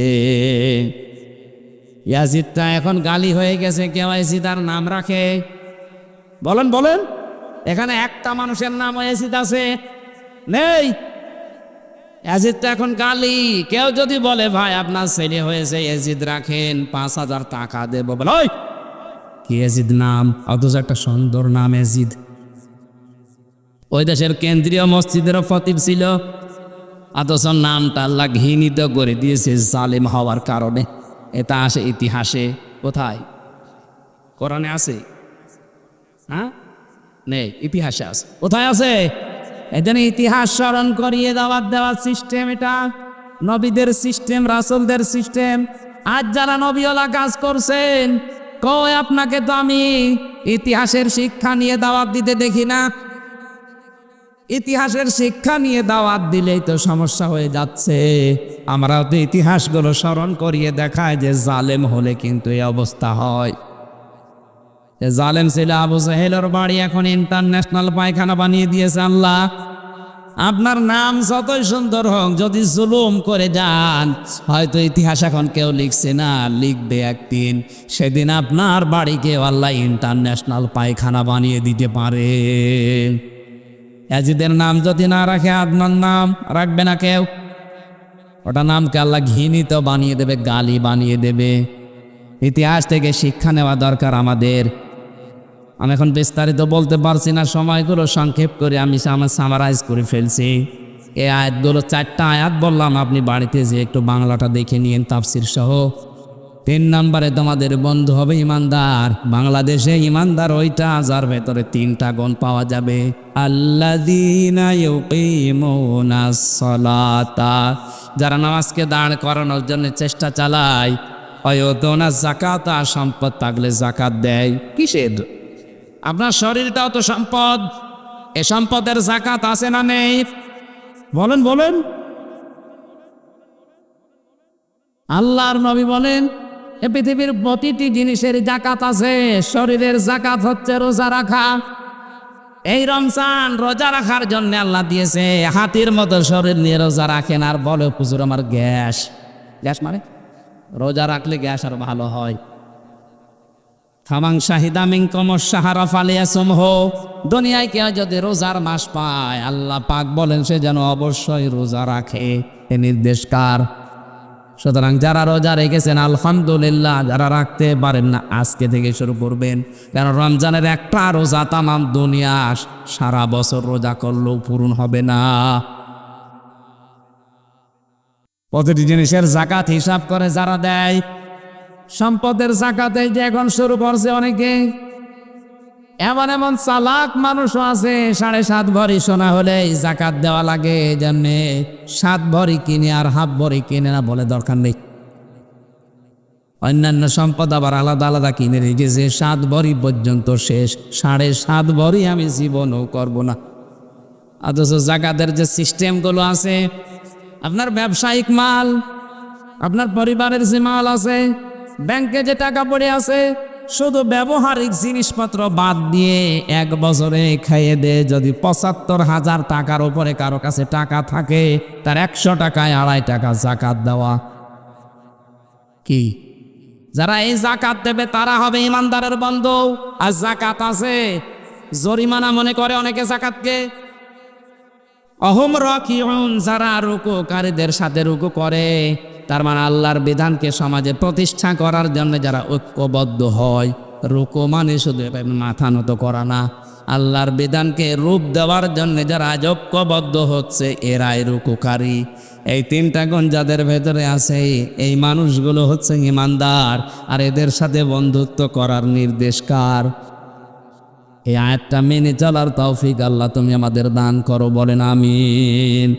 সম্মানিত মা বোন যারা এসেছে, বিশ্বনবী মুহাম্মদ রাসূলুল্লাহ আপনাদেরকে মেরাজের রাত্রে জাহান্নামে দেখেছেন 2টা কারণে। 1 নম্বরে ওরা কথা লাগালাগি করে, তালাতালি করে বেশি, এর কথা ওর কাছে লাগিয়ে সম্পর্ক নষ্ট করে দেয়। আর 2 নম্বরে স্বামীর নাফরমানি করে, সারা জীবন ঠিক আছে, হঠাৎ একটা জিনিস কম হলে খোঁটা দেয়। এরকম বউ আছে কার? হাত তোলেন তো। যাকে একজন, আমার এই ওয়াজ করার দরকার নেই। সম্মানিত মা বোনেরা, আমি আশা করছি আমার এই ছোট্ট কথায় আপনি বুঝতে পেরেছেন জাহান্নামে যাওয়ার কারণ কি। এখন থেকে তালাতালি করার অভ্যাস বাদ দেবেন। দুনিয়া একদিকে যাক, আপনি তালাতালি করবেনও না, এ গিবত কারো কাছে শুনবেনও না। যেখানে গিবত শুরু হবে আস্তে করে উঠে চলে যাবে, আর গিবত তো করাই যাবে না। 2 নম্বরে স্বামীর নাফরমানি না। আপনার স্বামী তো আর ফেরাউন না, এত বড় জানোয়ার মার্কা স্বামী দুনিয়ায় কারণে, তারপরও আসিয়া কোনোদিন স্বামীর নামে বরদোয়া দেয়নি। এই জন্য আল্লাহ নিজে তার জন্য জান্নাতে ঘর বানিয়েছে। আর আপনার স্বামী এত সুন্দর স্বামী পেয়েছে, এরপরও সারা জীবন মাথার ঘাম পায়ে ফেলে লোকটা চেষ্টা চালাচ্ছে সুখে রাখার জন্যে। একটা শাড়ি কম হলে বাবা মা তুলে গালি দেয় আর বলে তোর ঘরে এসে জীবনে কিচ্ছু পেলাম না, তোর আমল, লাখ লাখ নামাজ, রোজা, পর্দা সব শেষ। আল্লাহ মেয়েদের হেফাজত করো, বলেন আমিন। একজন মহিলাকে আল্লাহ নিজে সালাম দিয়েছেন জীবিত অবস্থায়, তার নাম খাদিজা। এ স্বামী ভক্তের কারণে আল্লাহ মেয়েদেরকে খাদিজা আসিয়ার মতো হওয়ার তৌফিক দাও, আমিন। এটা একটা মাদ্রাসা মনে হয় না? ছেলে মেয়েদেরকে আগে এখানে নুরানিতে 3 বছর পড়াবেন, এরপরে ডাক্তার, ইঞ্জিনিয়ার, বৈজ্ঞানিক, এসি ডেসি যা বানাবেন, কোনো অসুবিধা নেই। আগে এখানে 3 বছর পড়িয়ে নেন, তাহলে ওই ছেলে কোনোদিন নেশাখোর হবে না, বাপ মাকে বৃদ্ধাশ্রমে রেখে আসবে না, আর জীবনে ও দুর্নীতিতে জড়াবে না। আমি গ্যারান্টি দিয়ে গেলাম আপনাকে। আপনি 3 বছর আগে পড়িয়ে নেন, এরপরে যেখানে দেবেন দেন। আল্লাহুম্মা আমিন। রব্বানা যালামনা আনফুসানা ওয়া ইল্লাম তাগফির লানা ওয়া তারহামনা লানাকুনান্না মিনাল খাসিরিন। রব্বুল আলামিন, গাজীপুর কালিয়াকর এই গ্রামের দিকে তুমি তাকাও। হাজার হাজার বান্দা বান্দি দিনের বেলায় রমজানুল মোবারকে আসরের কবলে হাজারো কাজ বাদ দিয়ে গান শোনার জন্য চাতক পাখির মতো এরা বসে আছে। এত আগ্রহ যাদের ভেতরে, আল্লাহ ওমরের মতো হেদায়েত দিয়ে দাও। সওয়াবগুলো তুমি যদি দিয়েই থাকো, আমাদেরকে কোটি গুণে বাড়িয়ে নবীর রওজায় পৌঁছিয়ে দাও। যত মানুষ মাটির নিচে আছে, আল্লাহ এদের ক্ষমা করে দাও।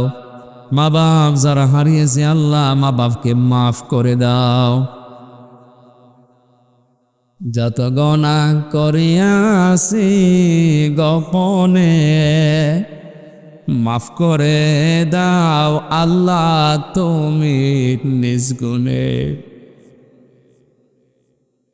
রব্বুল আলামিন, যত অপরাধ আমরা করেছি, আমরা স্বীকার করছি।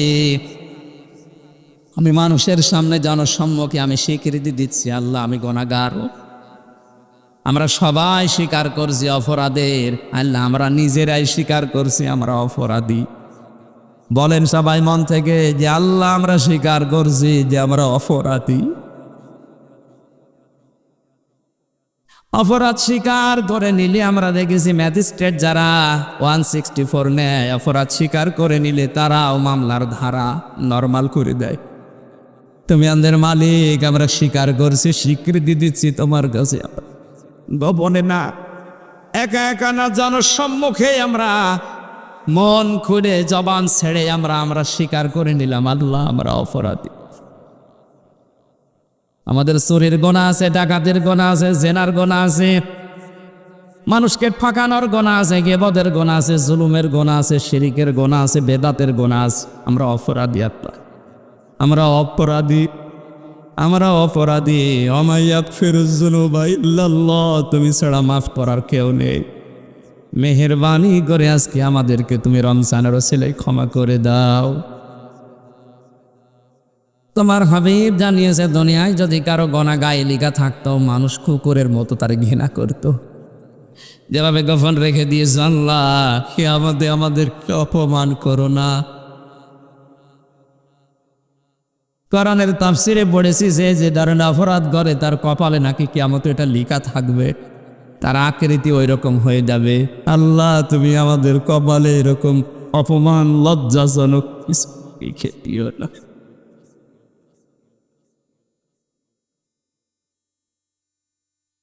তুমি যদি মাফ না করো বান্দাকে, বলো তোমার বান্দা যাবে কার কাছে? এ মাহফিলের আয়োজন যারা করেছে, শোনার জন্য যারা এসেছে, নারী পুরুষকে কবুল করে নাও। রমজানুল মোবারকে একটা টাকা দিলে 70 টাকার সওয়াব পাওয়া যায়। যে যেভাবে এগিয়ে এসেছে, আল্লাহ তাদের দানকে ওইভাবে কবুল করে নাও। বাকি রোজাগুলো হক আদায় করে করার তৌফিক দাও। সন্তানাদি যাদের দিয়েছো তাদেরকে তুমি মানুষের মতো মানুষ বানাও। স্ত্রী স্বামীর ভেতরে মহব্বত পয়দা করে দাও। বাকি জীবনটা আমাদেরকে শিরিক বেদাত মুক্ত হয়ে ইমানের ওপরে টিকে থাকার মতো পরিবেশ তৈরি করে দাও। আমার কণ্ঠটা আল্লাহ তুমি আগের মতো আবার ফিরিয়ে দাও। আমার জ্ঞান বাড়িয়ে দাও। সহজ সরল ভাষায় তোমার বান্দাদের কোরআনে কারিম হাদিস বোঝাতে পারি, সেই তৌফিক আমাকে ভিক্ষা দাও। যখনই মরণ আসবে যেন একবার হলেও আমরা পড়ি লা ইলাহা ইল্লাল্লাহু মুহাম্মাদুর রাসূলুল্লাহ। আসসালামু আলাইকুম ওয়া রাহমাতুল্লাহ। নামাজ পড়ে নিন, এখন আজান হবে, নামাজ পড়ে নিন। আমি মুসাফির, জোহর আসর আমি একসাথে পড়েছি, আপনারা এখানে নামাজ পড়ে তারপরে যান।